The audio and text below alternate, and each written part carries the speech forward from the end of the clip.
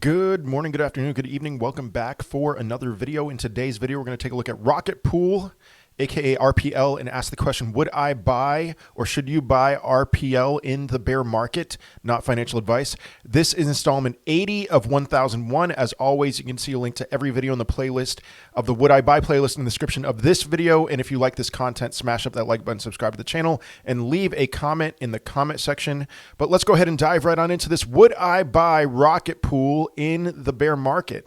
This is a simple no for me, but not for the reasons why you would think. If you look at the Rocket Pool chart here, and there's a few things that I need to explain about Rocket Pool in general, about RPL, the token, and RETH, the new token. But anyway, look at what's going on with Rocket Pool here. You can see it's almost at its all-time high as of the day that I'm making this video. It reached a peak of a little above $54. That was the daily close.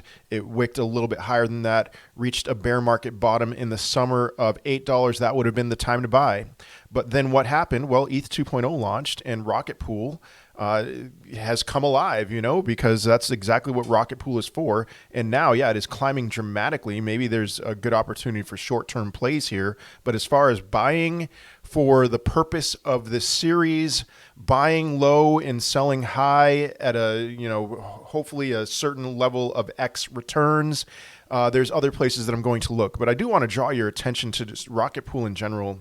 This does seem like something that you should really consider if you haven't. If you have Ethereum and it's just sitting there and you want to stake it, check out Rocket Pool. There's a couple things that I'm really intrigued by here. So you could stake as little as 0.01 ETH in their regular pool, or you could stake and run your own node and get 7.26% APR in ETH and RPL rewards. And I mean, if you were to start doing that at a low point here, those rewards could be very, very lucrative for you. And I do expect for sure.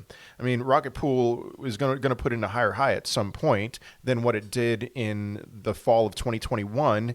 But, it's just one of these things. You get extra rewards for running your own node. So would I buy Rocket Pool? No. Would I be willing to earn Rocket Pool? There was a time I had the amount of ETH needed to stake in Rocket Pool, and then I had to sell almost all my crypto to buy a house and get my sick daughter out of the house that we were living in. And so I would have totally been interested in staking 16 ETH and getting the rewards. If you know about ETH staking, the way that it normally works to run your own node, you need at least 32 ETH. So with Rocket Pool, they cut that in half. You need 16. And so those are pretty fantastic returns. Not pretty. Those are very fantastic returns. And there needs to be more of a mindset of like 7.26%. I remember when I first heard about Ethereum staking and I heard numbers like 15% thrown around, my mind was blown. It was absolutely, I was blown away. But then what happened? Well, I started hearing about 30% staking with Binance, and that blew my mind. And then I started hearing about 1,000% staking with some other, some junk coin. And I was like, 15%. I kind of got dull to this idea of earning something like 7.26%. And then we saw the collapse of Celsius. A lot of these places where you're earning crypto with by holding it with them, and we've seen the fall of a lot of those junk tokens, and all of a sudden 7.26% plus RPL rewards sounds pretty phenomenal for me.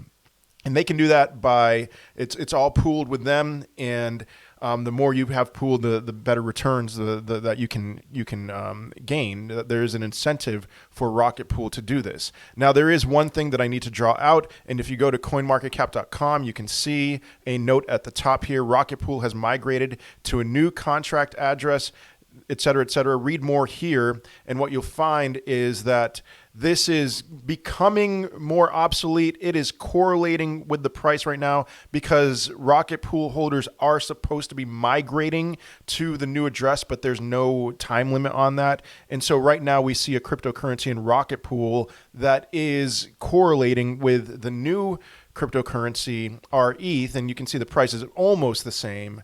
But just keep that in mind. And so with that in mind, I have had a hard time finding out what the actual tokenomics here are with Rocket Pool, what the supply dynamics are.